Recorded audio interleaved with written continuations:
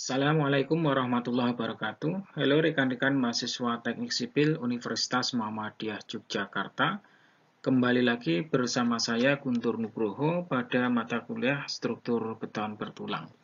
Kali ini tema yang kita ambil adalah kolom dengan beban aksial dan momen lentur pada sesi yang ketiga, di mana nanti kita akan melanjutkan pembelajaran pada sesi yang kedua. Di sesi ini kita akan masuk kepada kolom dengan keruntuhan tekan.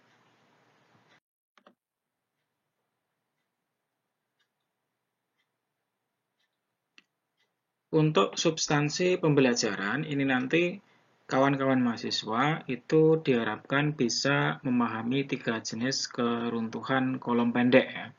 Kemudian melakukan analisis dan desain kolom pendek dan analisis lentur 2 arah.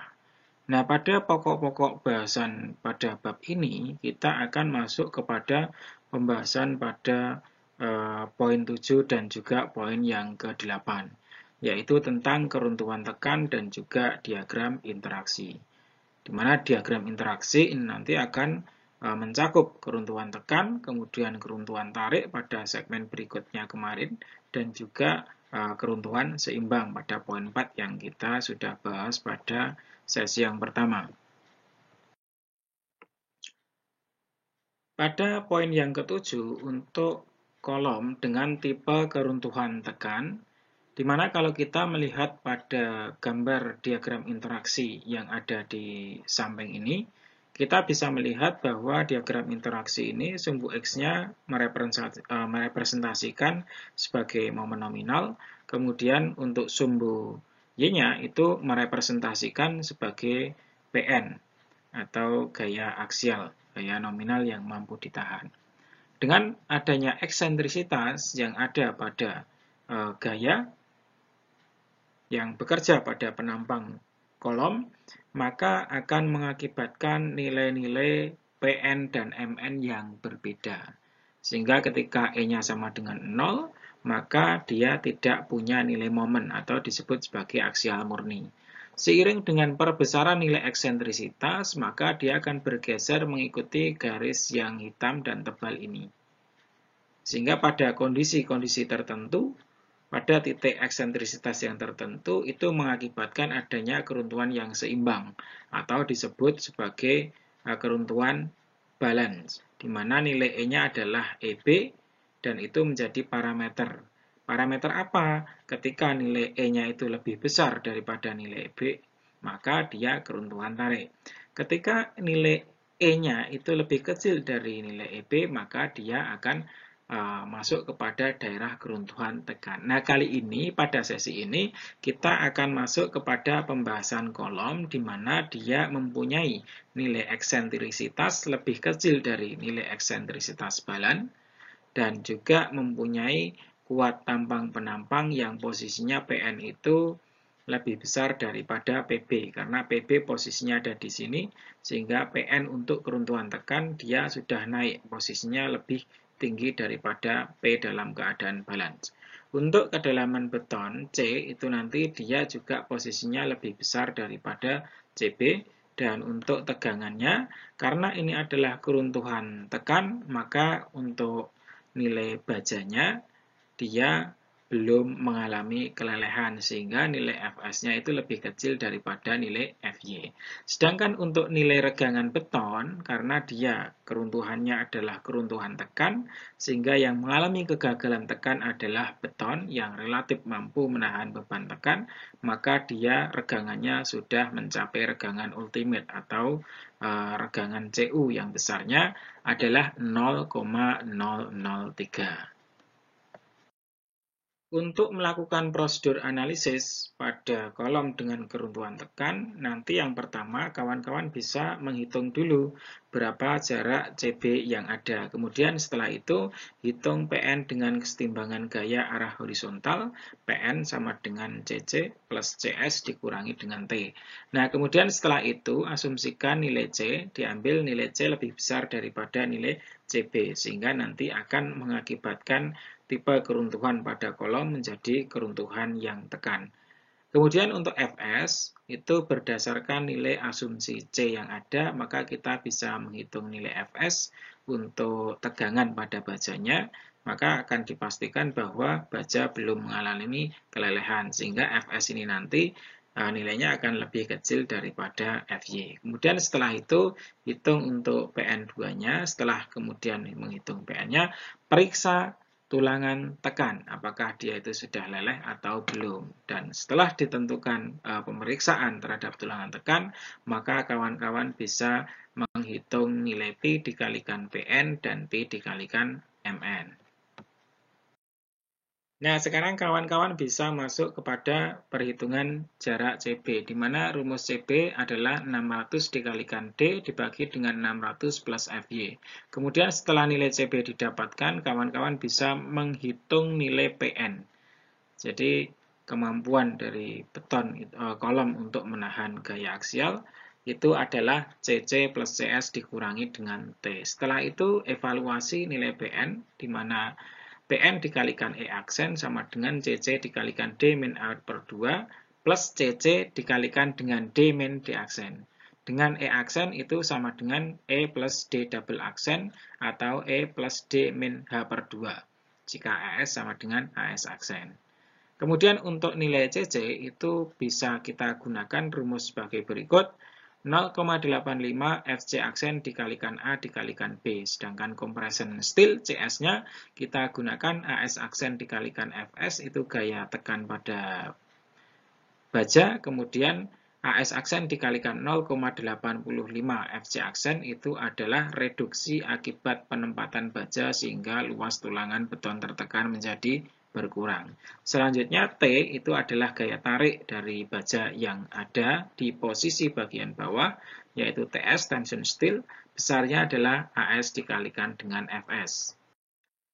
Setelah kita mengevaluasi nilai Pn, kemudian kawan-kawan bisa mengasumsikan nilai C. Maka ambil untuk C lebih besar dari CB untuk mendapatkan keruntuhan yang berada pada posisi keruntuhan tekan.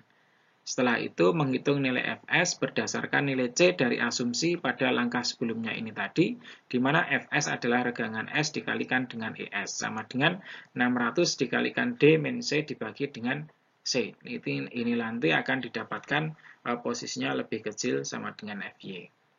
Nah, kemudian hitung Pn1 dan Pn2, seperti langkah yang ada, kemudian dilakukan pemeriksaan tulangan, di mana Fs sama dengan 600 C dikurangi D aksen dibagi dengan C. Nah, itu nanti bisa dicek apakah dia lebih kecil atau sama dengan Fy. Setelah itu, kawan-kawan bisa menentukan nilai P untuk menghitung Pn dan juga P untuk menghitung nilai Mn-nya.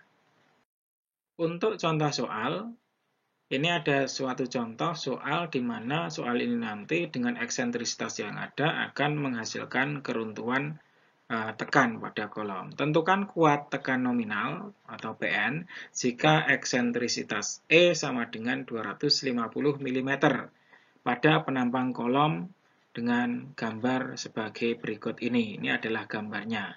Ini digunakan FC aksennya adalah 27,5 MPa dan Fy-nya adalah 400 MPa. Nah, selanjutnya eksentrisitas ini yang pertama kita akan tentukan bahwa E-nya lebih besar dari EB, maka keruntuhannya akan terjadi keruntuhan tekan. Nilai E-nya tadi sudah kita dapatkan nilai EB-nya bahwa E ini 250 diambil lebih besar. Maka perilaku yang akan terjadi itu adalah beton itu akan mengalami kehancuran, di mana regangan CU-nya itu sudah didapatkan sebesar 0,003.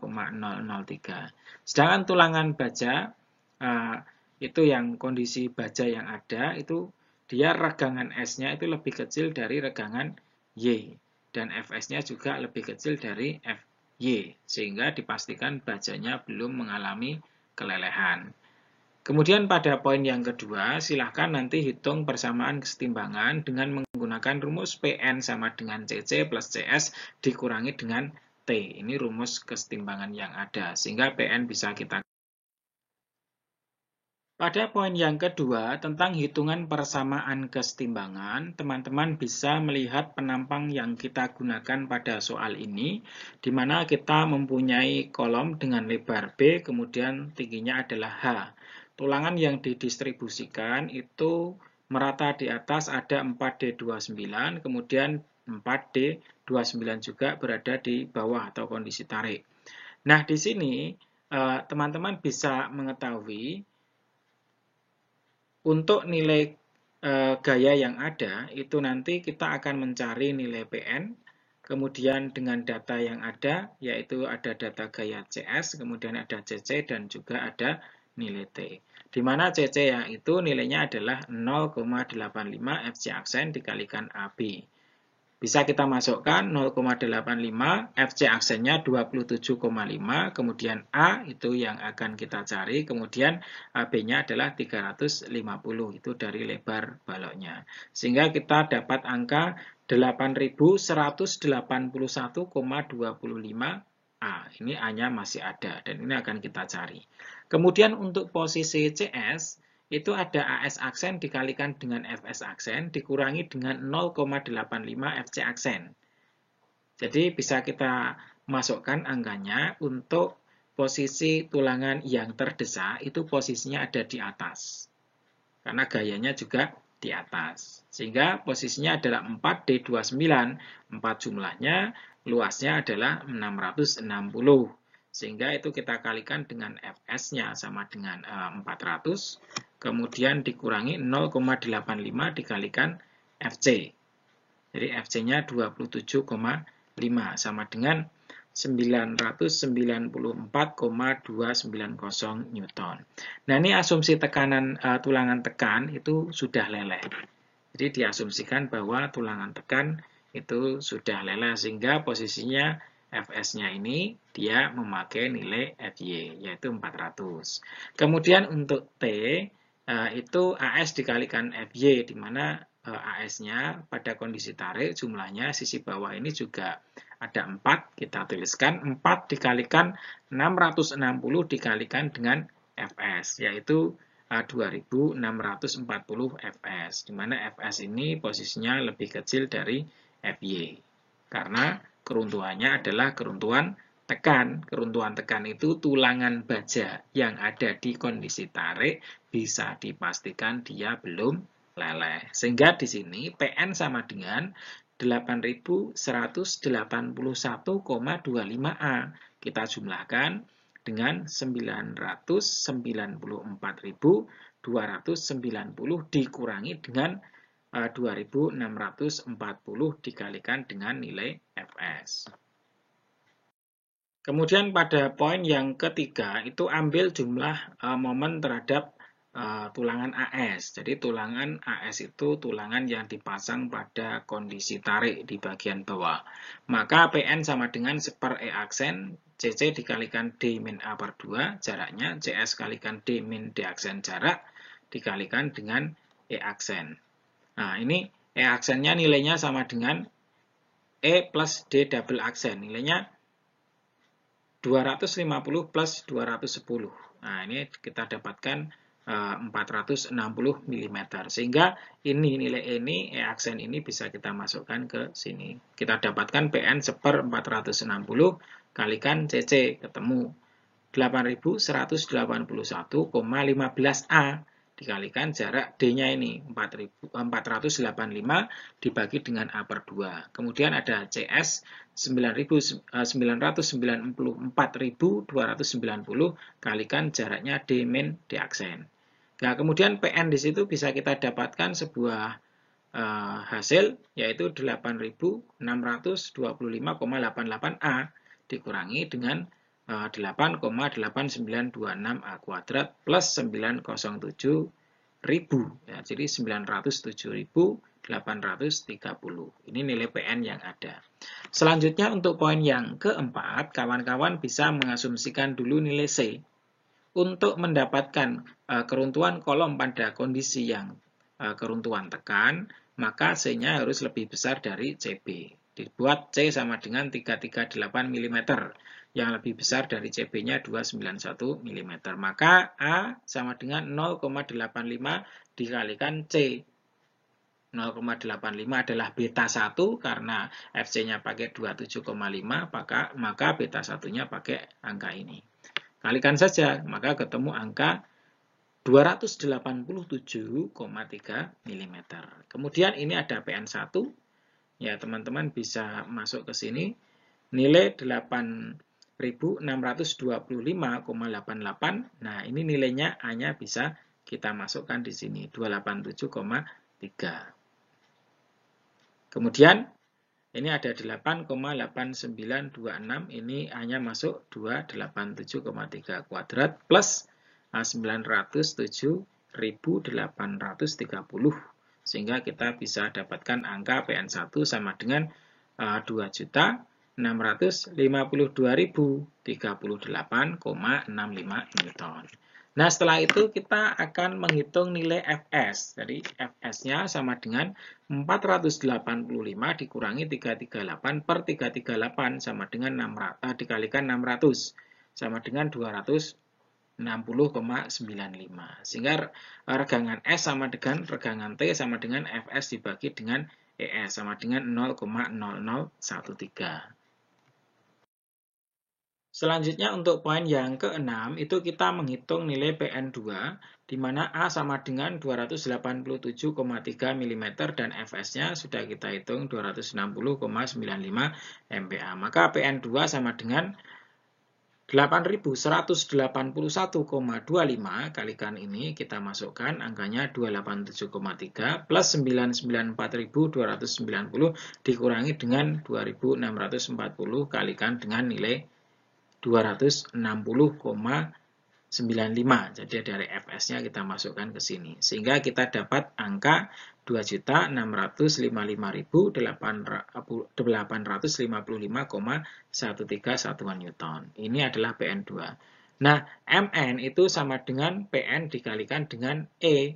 Maka 2652 dikalikan dengan E-nya adalah 250, yaitu ketemu angka 663.000 satuan kilonewton milimeter, sama dengan 663 kilonewton meter. Nah, masuk pada langkah yang ketujuh, pemeriksaan tulangan tekan, regangan S aksen itu 338 min 65 bagi dengan 338, dikalikan dengan 0,003. Ketemu angka 0,0024 itu jauh lebih besar daripada regangan Y, yaitu 0,002. Sehingga dari sini perhitungan Pi dikalikan dengan Mn pada poin yang ke-8, karena regangan T itu kita dapatkan 0,0013, maka dia lebih kecil dari 0,002. Maka Pi-nya sama dengan 0,65. Sehingga Pi dikalikan Pn 0,65 kalikan Pn-nya 2652 sama dengan 1723,8 kN. Kemudian Pi dikalikan Mn itu 0,85 kali 663 dapat angka 430,95 kN/meter. Selanjutnya kita akan masuk kepada diagram interaksi kolom. Kenapa masuk kepada poin ini untuk kolom? Karena di SNI itu mempersyaratkan bahwa untuk nilai PN dan juga nilai Mn itu ketika dia muncul secara bersamaan, maka pengaruhnya itu harus dipertimbangkan. Sehingga bisa kita gambarkan dalam bentuk grafik seperti pada slide berikut ini. Setelah kita mempelajari tentang tipe keruntuhan yang ada pada kolom, yaitu tipe keruntuhan seimbang, kemudian keruntuhan tekan dan juga keruntuhan tarik, maka kita bisa lakukan plotting dari hasil perhitungan yang ada. Sehingga dari keruntuhan tadi ada keruntuhan tarik, itu posisinya dia E-nya lebih kecil dari E balance-nya. Nah, titik ini disebut sebagai EB. Di mana kondisi balance ini kita lihat keruntuhan seimbang, E sama dengan EB, regangan C sama dengan 0,003, artinya betonnya sudah pecah, regangan bajanya sama dengan regangan Y, artinya sudah leleh. Sehingga pecah dan lelehnya baja ini, pecahnya beton dan lelehnya baja itu terjadi secara bersamaan. Nah, kemudian dari situ berkembang kepada keruntuhan tekan, di mana nilai eksentrisitasnya itu lebih kecil daripada EB. Sehingga di situ regangan beton itu mencapai nilai 0,003, tetapi regangan baja lebih kecil dari regangan Y. Sehingga yang rusak adalah betonnya hancur, tapi bajanya belum leleh. Itu posisinya dari garis EB sampai kepada titik yang paling atas ini. Sehingga ini posisinya daerahnya adalah daerah yang ini. Nah, setelah itu berkembang kepada keruntuhan tarik. Keruntuhan tarik di mana E-nya itu lebih besar daripada EB. Ini turun ke sini lebih besar. Dan regangan beton itu lebih kecil dari 0,003 karena betonnya belum rusak, tetapi bajanya lebih besar dari regangan S. Artinya bajanya leleh duluan sebelum betonnya itu mengalami kerusakan. Itu posisinya ada di sebelah sini. Sehingga teman-teman bisa melakukan plotting nanti setelah mempunyai nilai dari PN dan MN yang membentuk grafik interaksi kolom, diagram interaksi kolom, nanti silakan PU dan MU dari beban yang bekerja itu diplotkan ke dalam sini. Apakah berada di luar atau di dalam. Kalau sampai di luar garis ini, berarti dia tidak aman. Kalau di dalam, ya masih aman.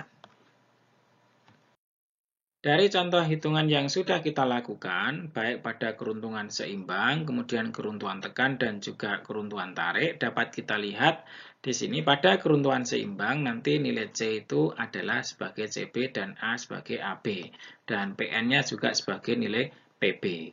Dia akan mempunyai eksentrisitas tertentu. Ketika eksentrisitasnya itu kita naikkan, maka dia akan menjadi keruntuhan tarik. Sehingga kita perbesar eksentrisitasnya, maka keruntuhannya akan berubah menjadi keruntuhan tarik.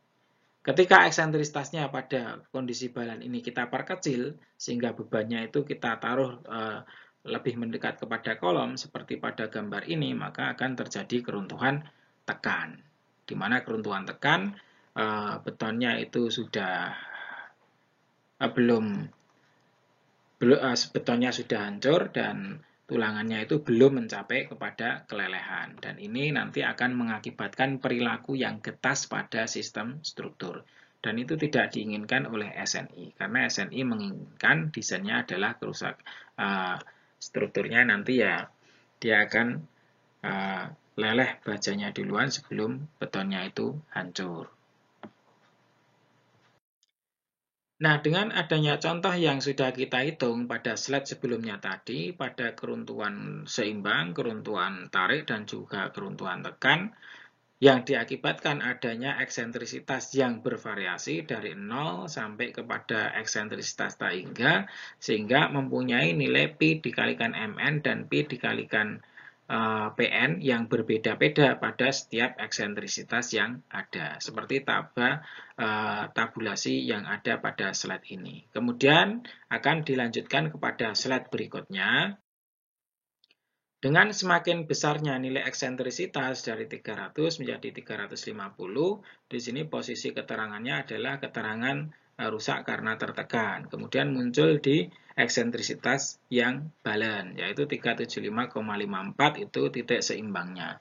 Setelah itu akan mengalami daerah transisi, di mana eksentrisitas 500 ini akan memunculkan daerah transisi dan setelah itu mencapai daerah tarik.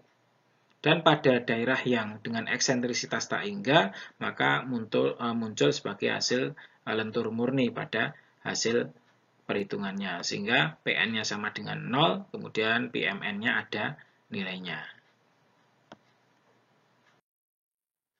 Nah, dari hasil tabulasi yang sudah diberikan pada slide sebelumnya tadi, karena ada pengaruh nilai eksentrisitas dari eksentrisitas 0 sampai kepada eksentrisitas tak hingga, sehingga itu mengakibatkan adanya nilai PN dan MN yang berbeda pada setiap eksentrisitas. Dan itu akan membentuk garis lengkungan yang seperti ini, garis yang ada di luar.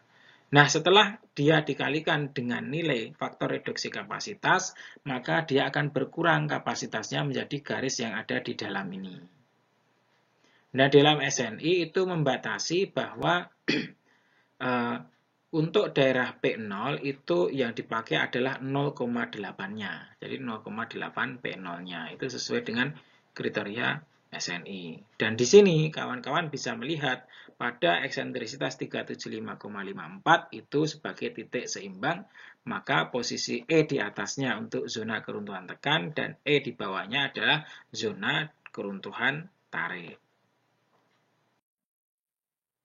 Demikian rekan-rekan mahasiswa Teknik Sipil Universitas Muhammadiyah Yogyakarta, diskusi pada sesi perkuliahan kolom dengan beban aksial dan juga momen lentur pada sesi yang ketiga sudah kita laksanakan. Semoga bisa menambah wawasan kita di bidang ilmu struktur beton.